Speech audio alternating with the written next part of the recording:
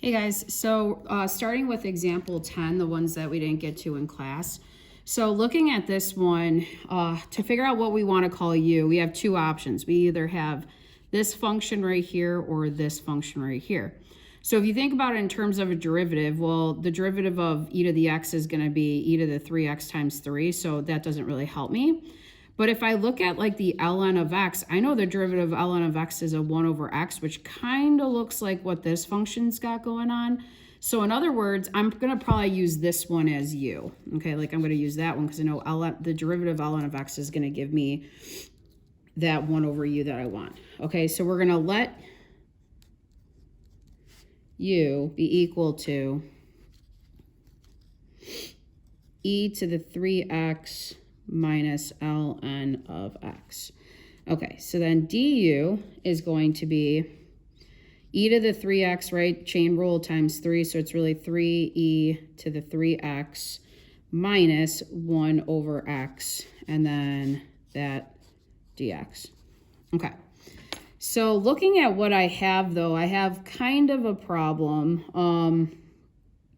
So I need to, if you think about it, so right now I definitely have cosine u over here, so that part's good. I need this part remaining, so like right here, dx. So I need this to look like this, right? Like that's got to look like this part right here. Okay, so right now I need a 3 somewhere, so where I don't need this 3, right? So I'm going to have to divide by 3, and if I actually divide this by 3, what's going to happen is, so let's just do it and I'll show you. So if you divide by 3, you're going to get 1/3 du is equal to, these 3's cancel, and then if you think about this as like 3 over a 1 and you flip it, you end up getting, so like this is going to be e to the 3x, like I said, but this is going to end up giving you a negative 1 over 3x dx.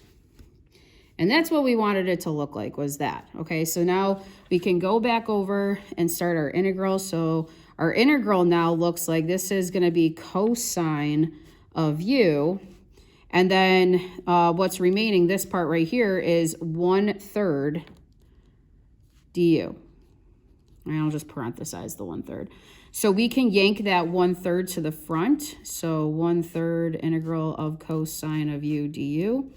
And now that's all simplified. So now we're all set to kind of take the integral. So 1/3 integral of cosine is sine. So we get sine of u plus c. Okay. So then now that it's all done, all I have to do is put u back in. So we get sine of e to the 3x minus ln of x plus c. So again, all I did was put u back in. Okay, and that's my final answer on that one.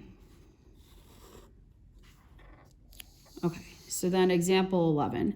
So for this one, the first thing I'm going to do is, I'm not a fan of this like cosine squared x. I'm just going to rewrite the integral so that, because I know 1 over cosine squared x is just secant squared x, right? So I'm going to, like, because the reason why I'm going to do that is, you guys see how there's tan right there?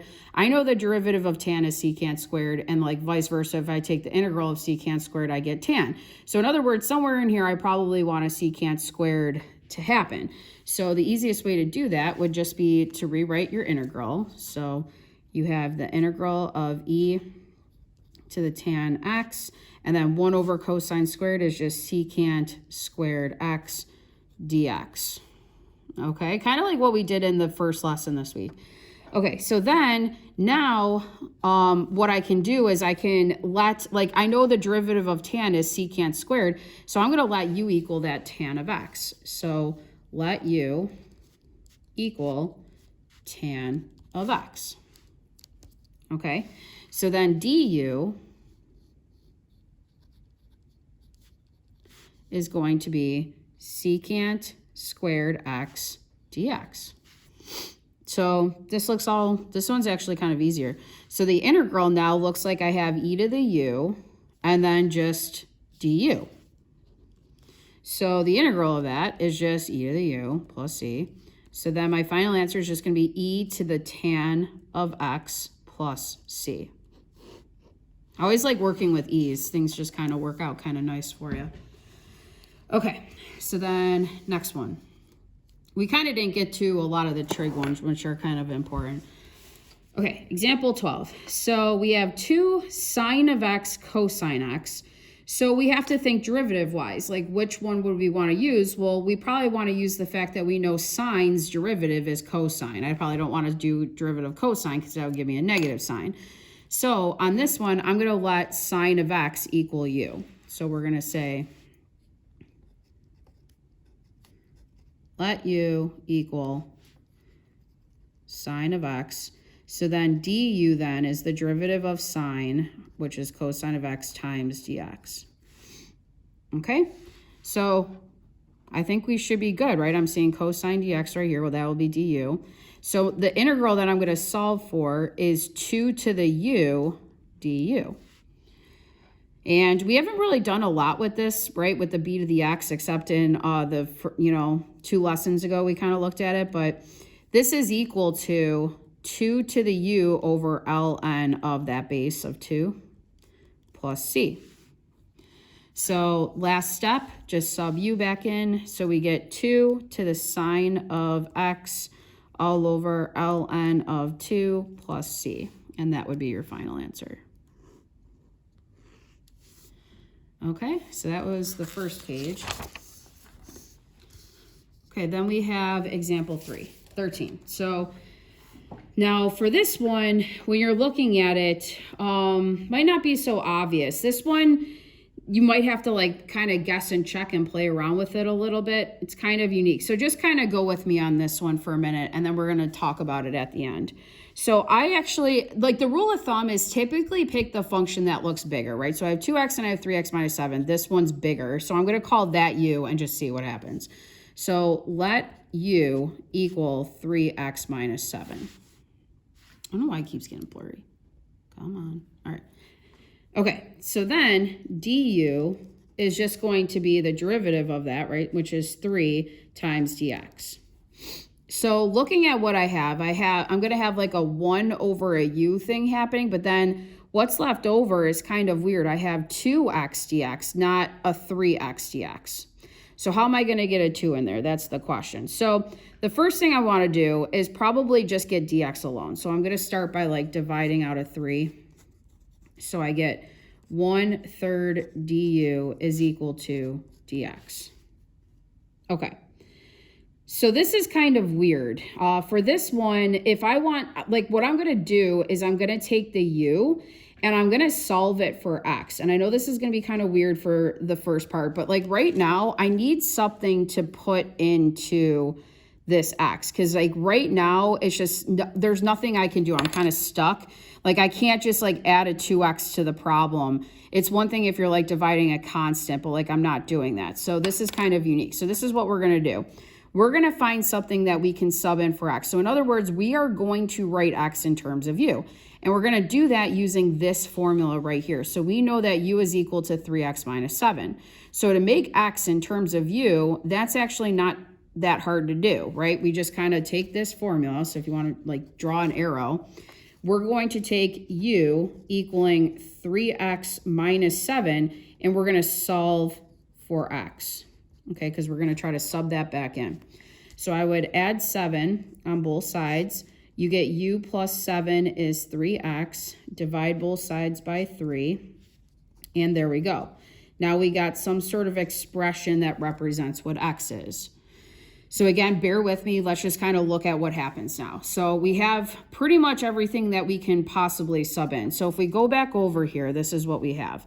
We have the integral of, now we have a 2 still up here, but now I'm going to sub in x as u plus 7 over 3. And the bottom, that 3x minus 7, that ended up being the u, right? Like that's just u right here. Okay. Then dx is equal to 1/3.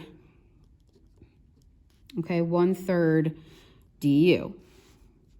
Okay, so that's a lot. That's a lot going on.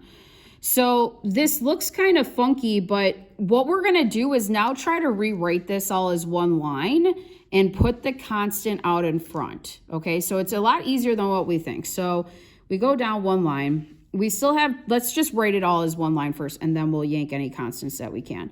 So we have the 2 here. We have the u plus 7 over 3. This I can put over 1 and flip to the top. So now I have 1 over u. And then over here, I technically have like du over 3. So we'll just leave it as du over 3. Okay. So now what I can do is I can pull out all the constants. So like I can pull out 2 from the top, right? So I can take out a 2. 3 times 3 is 9. So I'm just going to yank those out. And then what's left over when I do that, because now these are all like in the front, all I'm going to have now is u plus 7 all over u du. Okay. So we learned in class that when you guys have a fraction like this, you're going to do this one plus 7 over here. So u over u plus 7 over here. So let's like split it up. So this is u over u plus 7 over u du. So now I get 2/9 times the integral of 1 plus 7 over u du. Okay, now this looks like something that I can definitely take the integral of, right? Because if I want to, I can really, like this 7's gonna not be, so I can't pull this 7 out. So I want to make a note here. So these were all multiplying. So since they're all multiplying, that's why I was able to pull out the 2/9. This, I cannot pull this 7 to the front because I can't take 7 away from 1. So I just want to make note of that, okay? So what this really is you have like 2/9 times the integral of 1 plus 7 times 1 over u du, right? Like that 7 goes to that term and that term only. So I cannot pull it out. Okay, so now when I do that, I end up getting, and I'm kind of going down into the bottom here, but I get 2/9 times, and in parentheses, because it's going to be more than 1, the integral of 1 in terms of du is just going to be a u, plus the constant comes for the ride. The integral of 1 over u is ln of the absolute value of u, okay? And then this is all plus c. So that's pretty much it. Now the last step is to go put u back in. So I have 2/9 times u was 3x minus 7 plus 7 ln of 3x minus 7 again plus c. And the parentheses right there, and then we add c at the end. So that one was kind of intense. I'm not going to lie. That's pretty extreme.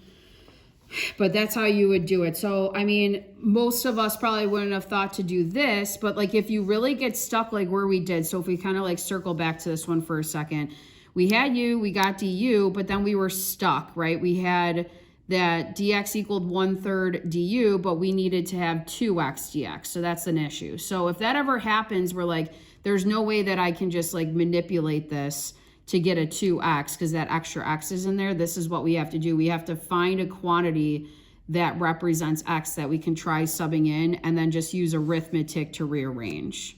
Okay, so let's try another one that's just like that, which is example 14. So looking at example 14, let's see, you may think that this one you would want to find as like let as u, but typically you want to use the composite function inside. So like we're going to actually try it with this one. If you did try this, I'm interested in what would happen, but like I'm just looking at it and you would end up getting a 6x to the 1 when you take the derivative, and I have 5x, and right away I know it's not working either way. So I'm just going to go with this composite function inside. So I'm going to say let u equal that 4 minus 5x. Okay, so then my du is going to be derivative of this ends up being -5 times dx. Okay, so right now what I have is that 3x squared dx. So right now I have something that like this is radical u is what I have going for me, but I have to figure out what to do with this part. So this 3x squared dx is an issue. So again, this is a problem because I have this like extra x squared in there that I can't do anything for. So I'm going to just get this to be just dx on this side by dividing both sides by that -5 again. Okay. Since if you guys remember back in this formula, we kind of changed it back. Oops, sorry. This is going dead a little bit. Okay. So since we ended up like, once we had it to be this, we kind of turned it back to that anyways. I'm just going to write it that way right off. I'm just going to keep it like du over that -5. So du over -5 equals dx. Okay. So then again, we're going to take that original u function and solve it for x so that we can try to sub it back into the original equation. So we have u is equal to 4 minus 5x. And so if you want to like make an arrow to yourself, we're solving for x. Okay. If you get that, you don't have to keep writing it every time. So to do that, I would probably, let's see, I would subtract 4 on both sides. U minus 4 is equal to -5x, and then divide both sides by a -5. So we get x is equal to u minus 4 over a -5. Okay, so then now carrying on our work over here. Gotta make sure it fits. This one's kind of a little longer. So we have right now, we have the integral of the 3 is still there. We had nothing to put into the 3, but we do have this to sub into the x. So we're going to put it as u minus 4 all over a -5, quantity squared. Then we have a radical u, and then my dx was du over a -5. Okay, this one just like, just sucks. So this is just going to be a lot of arithmetic, like ugly arithmetic. Okay, so working this out, first line, I couldn't pull the 3 out first, but I'm just going to kind of do it, like get it all simplified first and then yank out all the constants. So we still have the 3 here. This is really like you taking u minus 4, the quantity, and squaring it, and then -5 and squaring it. So u minus 4 times a u minus 4 is like foiling. So that's going to give you u squared minus 8u plus 16. All right, so first, outer, inner, last. Okay, bottom, -5 squared gives